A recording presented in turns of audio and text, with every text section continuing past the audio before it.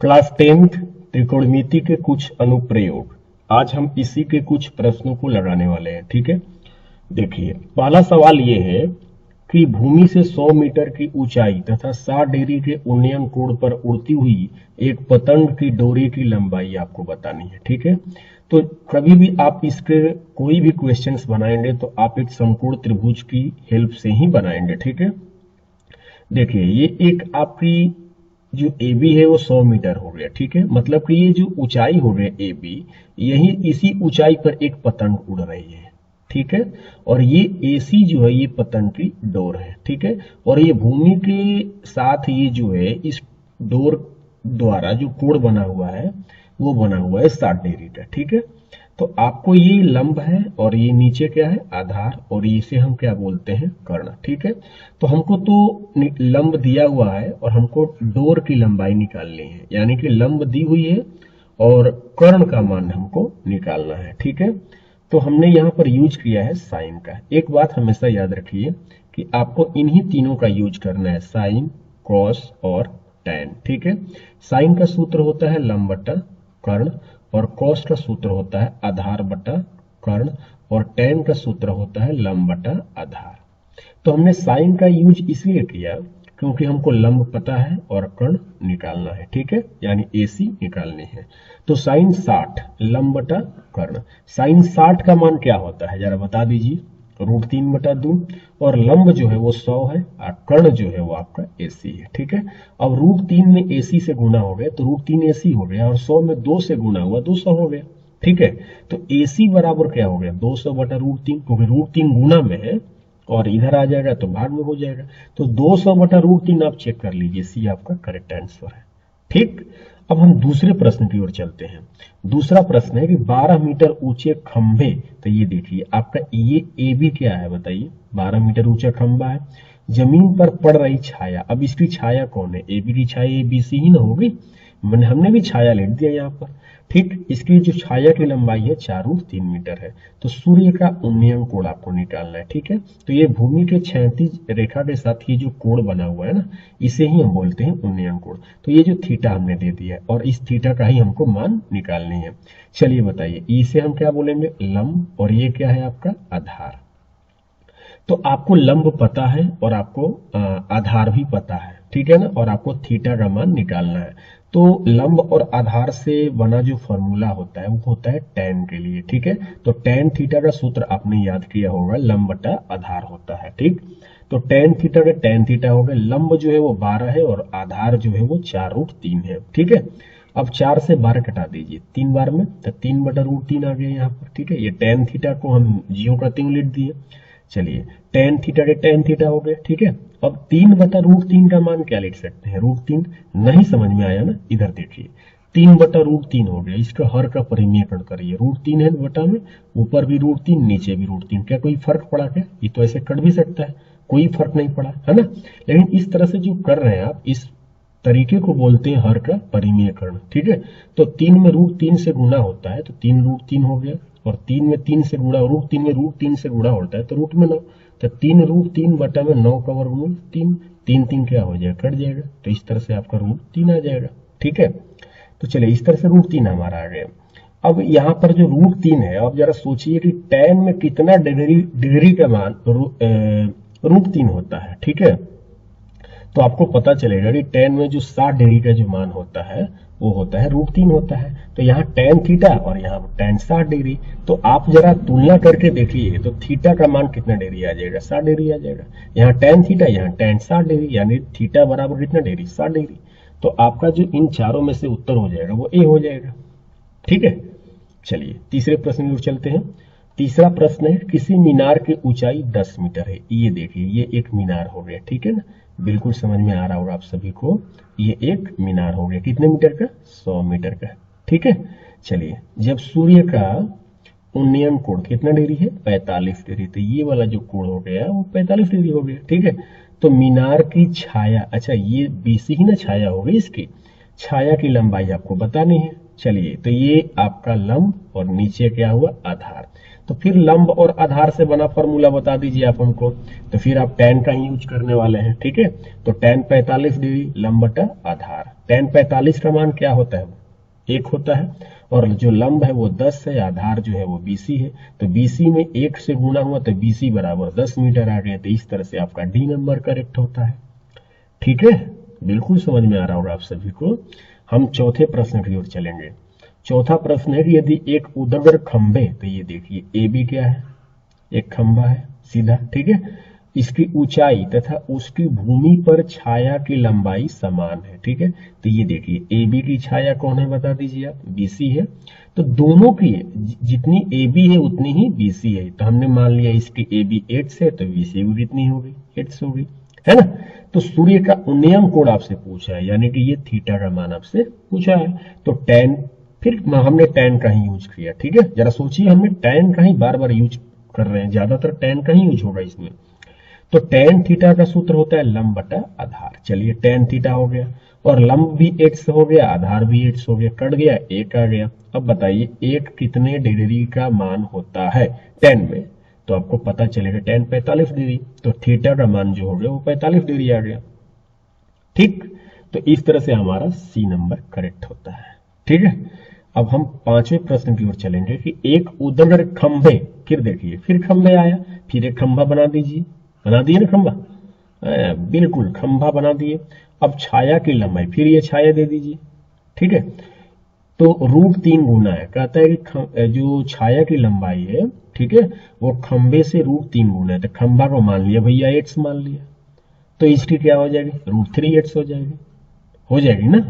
तो उन्नयन कोण, फिर उन्नयन कोण पूछा है, फिर थीटा का मान निकालना है आपको। तो फिर हमने tan का ही यूज किया, बार बार tan का ही यूज कर रहे हैं, ठीक है, क्योंकि भाई लंब और आधार से ही सवाल आ रहे हैं, इसमें कर्ण की कोई हमको काम जरूरत ही नहीं है ना। तो tan का ही यूज हम कर रहे हैं। तो tan का सूत्र होता है लंब बटा में आधार। tan थीटा हो गया, लंब जो है x और आधार है √3 8 क्या होगा, कर दिया। तो 1 बटा √3 आ गया। अब जरा सोचो कि 1 बटा √3 tan में कितने का मान होता है, tan 30 डिग्री का, ठीक है। तो आपको थीटा बराबर कितने डिग्री पता चल गया, 30, बन गया सवाल। तो इस तरह से हमारा B नंबर करेक्ट होता है, ठीक है। 6 नंबर प्रश्न की ओर चलते हैं। कहता है एक आदमी 24 मीटर पश्चिम जाता है। अच्छा, ये दिशाओं वाला सवाल है। तो एक बात आप सभी बच्चों को हम बता देते हैं, कभी भी कॉपी पर अगर आप दिशाओं के लिए संकेत यूज करते हैं कि किधर उत्तर होता है, किधर पश्चिम होता है, किधर पूर्व होता है, किधर क्या होता है, तो आप इसके लिए हमेशा कॉपी पर बनाएंगे। तो एक काम करिएगा कि आप इस चित्र को देखिए, मैंने ऊपर उत्तर लिखा है और नीचे दक्षिण, ठीक है ना। और इधर देखें कि आप इधर बाएं साइड में पश्चिम और इधर दाएं साइड में क्या हमने लिखा, पूर्व लिखा है, ठीक है। तो आप हमेशा जब भी कॉपी पर ड्रा करें तो इन दिशाओं के लिए जिस तरह से हमने यूज किया है आप ऐसा ही लिखेंगे नाम, ठीक है ना। पूरा ऊपर उत्तर, नीचे दक्षिण, ठीक। बाएं साइड में क्या लिखेंगे, पश्चिम, और दाएं साइड में क्या लिखेंगे, पूर्व, ठीक। इसी तरह से हमेशा आपको यूज करना है। तो चलिए, तो आदमी कहां जाता है, 24 मीटर पश्चिम जाता है। आप मान के चलिए कि जिस तरह से आदमी को मूल बिंदु पर बैठा दीजिए यहां पर, ठीक है। हम मान के चलते हैं यहां पर बैठ के, ऐसे करते हैं, यहां पर C पर है, ठीक। अब वो किधर जा रहा है, पश्चिम जा रहा है। तो पश्चिम किधर है, इधर है ना, इधर है ना पश्चिम। तो इधर ले जाइए, देखिए हमने इधर ले गया, कितना मीटर, 24 मीटर हो गया ना। फिर चलिए देखते हैं वो आदमी कहां जाता है। चल, वो 10 मीटर उत्तर जाता है। अब बताइए उत्तर किधर है, उत्तर तो ऊपर है ना, उत्तर ऊपर है, इसीलिए देखिए मैंने 10 मीटर उत्तर ऊपर बढ़ा दिया है। बिल्कुल समझ में आ रहा होगा आप सभी को, ठीक है। अब कहता है वो प्रारंभिक बिंदु से कितनी दूरी पर है। तो अब तो वो A पर है, अब पहले किस पर था, C पर था। तो आपको AC निकालनी है। क्या निकालनी है, AC निकालनी है। तो आप चित्र देखिए, तो एक समकोण त्रिभुज बना। तो समकोण त्रिभुज में आपको ये लंब हो गया और नीचे आधार हो गया। तो आपको कर्ण निकाल देना है। कर्ण का सूत्र होता है लंब स्क्वायर आधार स्क्वायर। तो लंब है 10, 10 का स्क्वायर, आधार है 24, 24 का स्क्वायर। 10 में 10 ले गुणा हुआ 100, और 24 में 24 ले गुणा हुआ 576। जोड़ देते हैं 676, इसका वर्गमूल निकाल देते हैं 26, ठीक है। अगर आपको कहीं कंफ्यूजन है तो फिर से हमको कमेंट कर दीजिएगा कि यहाँ पर आपको समझा नहीं पाया ये चीज कैसे हो गया, ठीक है ना। 24 का स्क्वायर का मतलब 24 में 24 ले आप गुना करके देख लीजिए, 576 ही आएगा। और 576 और 100 को जोड़ दीजिए, 676 हो जाएगा। और 676 का जब वर्गमूल निकालिएगा तो 26 आएगा। 26 में 26 के गुना करके देख लीजिए, 676 ही आएगा आपका। ठीक है, तो इस तरह से सी नंबर आपका करेक्ट होगा। अब देखिए उन्नयन कोण, ठीक, और अवनमन कोण, ये दो कोण के बारे में समझिए। देखिए मान के चलिए कि आप यहाँ पर जैसे कि मैं कह रहा हूं कि आप यहाँ पर बैठे हुए हैं, ठीक है, जैसे आप ये है और नीचे कोई चीज को देख रहे हैं आप, ठीक है। तो जब आप नीचे, आप जब ऊपर है, आप नीचे किसी चीज को देख रहे हैं, तो इस रेखा को हम बोलते हैं दृष्टि रेखा। क्या बोलते हैं? दृष्टि रेखा। और ये जो रेखा है इसे हम बोलते हैं क्षैतिज रेखा। क्या बोलते हैं? क्षैतिज रेखा। तो दृष्टि रेखा और क्षैतिज रेखा के जो बीच में ये जो कोण बना है इसे हम बोलते हैं अवनमन कोण। क्या बोलते हैं बच्चे? अवनमन कोण। ठीक, अच्छा, अब आप नीचे बैठे हुए हैं, ठीक, अब ऊपर आप किसी लड़के को देख रहे हैं या किसी भी चीज को आप देख रहे हैं और ये रहा क्षैतिज रेखा, तो ये जो कोण बना इसे हम बोलते हैं उन्नयन कोण। ठीक है, तो अब देखिए अवनमन कोण और उन्नयन कोण दोनों के दोनों क्या होते हैं? बराबर होते हैं। आप अंतः एकांतर कोण से भी आप बोल सकते हैं। जैसे दो समांतर रेखाएं होती है और एक तिर्यक रेखा से काटती है इसे, तो ये जो अंतः एकांतर कोण होते हैं वे क्या होते हैं? बराबर होते हैं। उसी तरह से ये है। ठीक है, तो हमेशा अगर ये प्रश्न आपको मिले कि उन्नयन कोण और अवनमन कोण, ठीक है, ये आपस में क्या होते हैं, मतलब इनमें क्या संबंध है, तो आपको बताना है कि ये जो है ये समान होते हैं। ठीक है, और उन्नयन कोण और अवनमन कोण की परिभाषा हमने बताया, दृष्टि रेखा क्षैतिज रेखा के बीच का जो कोण बनता है उसे हम उन्नयन कोण भी बोलते हैं, अवनमन कोण भी बोलते हैं। बशर्ते अंतर इतना है कि अगर आप नीचे हैं और नीचे से किसी चीज को ऊपर देख रहे हैं तो समझिए कि उन्नयन कोण बनेगा, और आप ऊपर हैं और नीचे किसी चीज को देख रहे हैं तो ये अवनमन कोण बन जाएगा। ठीक है, चलिए आगे। अब हम पढ़ते हैं नंबर 8। कहता है कि एक स्तंभ की लंबाई और उसकी ऊंचाई का जो अनुपात है √3:1 है। ये देखिए, ये ए बी क्या हुआ बताइए? ये एक स्तंभ हो गया, ठीक, और ये इसकी क्या हो गई? छाया हो गई। ठीक है, बीसी क्या हो गई? छाया हो गई। तो इनका अनुपात √3:1 है, तो हमने यहाँ पर √3x मान लिया, यहाँ पर 1x मान लिया। ठीक है, तो उन्नयन कोण के लिए हमने थीटा का यूज कर दिया। तो फिर हमने tan थीटा, यार tan थीटा बहुत ज्यादा मतलब बार बार आ रहा है tan थीटा। तो tan थीटा का सूत्र होता है लंब बटा आधार। आपको तो याद हो जाना चाहिए tan थीटा का सूत्र, है ना। तो tan थीटा, ऐसे ही सवाल सूत्र याद करने से याद नहीं होते हैं, आप सूत्रों को याद करने का प्रयत्न करिए, बार बार रटिए तो आप भूल जाएंगे। आप ज्यादातर सवालों को सॉल्व करिए, ठीक है, सारे सूत्र ऑटोमेटिकली आपको याद हो जाएंगे और आपको पता भी नहीं चलेगा। चलिए, tan थीटा का सूत्र होता है लंब बटा आधार। तो लंब कितना है? √3x, ठीक है, और आधार कितना है? 1x। अब x और x क्या हो जाएगा? कट जाएगा, तो tan थीटा का मान हो गया √3। अब जरा सोचो, √3 tan में कितने का मान होता है? तो पता चलेगा tan 60 डिग्री। तो यहाँ tan थीटा, यहाँ tan 60 डिग्री, तुलना कर लीजिए, थीटा बराबर 60 डिग्री हो गया ना, बन गया। 60 डिग्री पर लगा दीजिए, एक कदम लगाइए इसको, हो। अब हम चलते हैं क्वेश्चन नंबर 8। ये भाई का है नहीं, देखिए, अच्छा ये 8 था, ये 9 पे चलते हैं। हाँ, 9 पे चलते हैं। देखिए, दो खंबे हैं 13 मीटर के और 7 मीटर के। ये देखिए, ये एक खंबा है, मैंने बना दिया ये एक खंबा, ठीक, ए से लेकर सी तक। इसकी लंबाई 13 मीटर है, हमने लिखा, ठीक, घबराइएगा, समझ में आ जाएगा। और 7 मीटर, ये देखिए, ये जो है ये खंबा है, इसकी लंबाई 7 मीटर, ठीक। तो मैंने क्या किया कि इस बिंदु को ऐसे जब मिला दिया ऐसे, ठीक है, तो जब ये 7 मीटर है तो इधर वाला भी 7 मीटर होगा, तो ऊपर अब कितना मीटर बचेगा? 6 मीटर बचेगा। जरा सोचिए, ये 7 मीटर है, ठीक है। आप जैसे एक आयत के बारे में आपने पढ़ा होगा, ठीक है, तो आयत में क्या होता है, अगर ये 5 मीटर है तो इधर वाला भी 5 मीटर होगा, अगर ये 8 मीटर है तो ऊपर वाला भी 8 मीटर होगा। क्या दिक्कत है इसमें? तो ये 7 मीटर है तो इधर वाला भी 7 मीटर होगा, ऊपर कितना बचा? 6 मीटर, तभी तो 7 और 6 13 होगा। चलिए आगे। अब बताइए, यदि उनके पादों के बीच की दूरी 8 मीटर है, जैसे ये देखिए, ये खंबा हो गया, तो ये जो बिंदु होगा ऊपर, इसको हम शिखर कहेंगे। क्या कहेंगे? शिखर बिंदु। और ये जो बिंदु होगा नीचे वाला जो होगा, इसको बोलेंगे पाद बिंदु, ठीक है। तो चलिए, तो इनके जब दोनों पाद बिंदु को मिलाते हैं तो ये जो दूरी है वो 8 मीटर की है। कितने मीटर की है 8। तो ये जब नीचे वाला 8 तो ये वाला भी 8। अब ये मत बोलिएगा कैसे, समझ में जरूर आना चाहिए, ठीक है। अब देखिए, तो आप ये देखिए, इसको आप पेंट कर दीजिए। ये त्रिभुज बना है, कौन सा त्रिभुज है जरा सोच लीजिए, समकोण त्रिभुज है। तो समकोण त्रिभुज है तो पूछा क्या है आपसे, उनके सिरों के बीच की दूरी निकालिए। तो सिरा कौन है, एक ए है और एक कौन है, ई है। इसी दूरी को आपको निकालनी है, ठीक। तो आप नीचे मत जाइए, इधर मत जाइए, ऊपर ही रहिए, रहिए ऊपर, हाँ ऊपर है। नीचे जाइएगा तो पिटाएंगे आप, नीचे मत जाइए, आप ऊपर रहिए। तो ऊपर है तो ऊपर एक समकोण त्रिभुज है, जिसमें आपका जो लंब है वो 6 मीटर है और ये जो है कितना मीटर है, 8 मीटर है। तो आपको ये कर्ण निकालना है, यानी दूरी निकालनी है। तो ये कर्ण का सूत्र क्या होता है, रूट में लंब स्क्वायर आधार स्क्वायर। तो 6 का स्क्वायर 8 का स्क्वायर, 6 का 36, 8 64, और जोड़ दीजिए 100 आ गया, 100 का वर्गमूल 10 आ गया। दिक्कत, ज्यादा दिक्कत हो रही है। एक बार फिर से वीडियो को पीछे करके फिर सुनिए, इस बात को समझ में जरूर आएगा आपको, ठीक है। 10 मीटर पे लगाइए।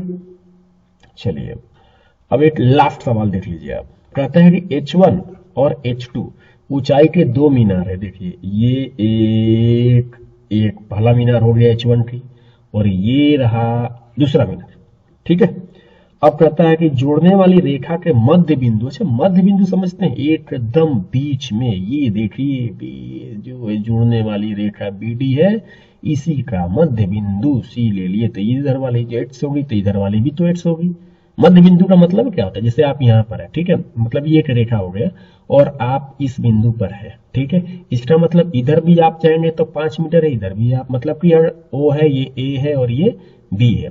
तो आप O से A तक जाते हैं तो भी 5 मीटर, B तक जाएंगे तो भी 5 मीटर। इसका मतलब O आपका मध्य बिंदु है, ठीक है। तो ये 8 से इधर भी 8 हो गया। चलिए अब कहता है कि कोण कितना डिग्री, 60 और कितना है 30। तो आप इसके सिरों को मिला दीजिए। मीनार के जो ये जो ऊपरी जो बिंदु A है, इसके सिरा बोलते हैं, ठीक है ना, शिखर बोलते हैं इसको। तो आप इस शिखर बिंदु को आप इस मध्य बिंदु से मिला दीजिए। तो 60 डिग्री और इधर कितना बना, 30 डिग्री बना, ठीक है। तो आपसे पूछा है H1 बटा H2, तो पहले आपको H1 निकाल लीजिए, फिर H2 निकाल लीजिए, ठीक है। तो आप जरा ध्यान से सुनिएगा मेरी बात को, मैं इसको पेंट कर रहा हूं और इस त्रिभुज को मैंने तो पेंट कर दिया। अब इस त्रिभुज में आप देखिए, ठीक है, तो कोण कितना डिग्री है, 60 डिग्री है। तो देखिए हमने लिया tan 60 डिग्री। लंब बटा में क्या होता है, आधार। अब मैं डायरेक्टली लिख दिया है कि लंब बटा आधार, लंब क्या है H1 हो गया, आधार क्या है X हो गया, ठीक है। अब tan 60 का मान क्या होता है, √3 होता है। H1 का H1 बटा में X हो गया, ठीक है। तो H1 बराबर क्या होगा, बटा में X जो है वो √3 से गुना होता है। H1 बराबर हो गया √3x, ठीक है। अब चलिए आप दूसरे त्रिभुज को चलिए, अब ये त्रिभुज ले लीजिए, ठीक है। इस त्रिभुज में बताइए कोण कितना डिग्री है, 30। चलिए अब इसको ले लेते हैं, तो tan 30 ले लेते हैं। तो इसका लंब बटा आधार, तो लंब क्या है H2 और आधार क्या है X, हो गया ना। तो tan 30 का मान 1 बटा √3 इधर हो गया H2 बटा X। तो आप कैंचिया गुणा कर दीजिए, √3 में H2 से गुना होगा तो √3H2 बटा X में 8 से गुना होता है X, कुल मिला के आपका H2 बराबर आ जाएगा X बटा √3। सोचिए कैसे, थोड़ा बैठ जाइए आराम से सोचिए इसको कि H2 बराबर क्या सच में X बटा √3 आएगा। अगर जब आ गया तो अब कोई दिक्कत ही नहीं होनी चाहिए। देखिए आपको यही चीज पूछा है, H1 बटा H2, तो H1 का मान √3x आया था, देखिए, और H2 का जो मान है वो x बटा √3 आया था। अब ये बटा में जो √3 है ऊपर चला जाएगा, ठीक है, और ये x और ये x क्या हो जाएगा, कट जाएगा। तो √3 गुने √3 बटा में क्या हो गया 8, 3 में √3 से √3 में गुना हुआ तो 3 के 9 बटा में 1, 9 का वर्गमूल 3 बटा में 1 यानी 3:1, ठीक है। तो हम उम्मीद करते हैं कि आप सभी को ये 10 के 10 प्रश्न जरूर समझ में आए होंगे, ठीक है। धन्यवाद।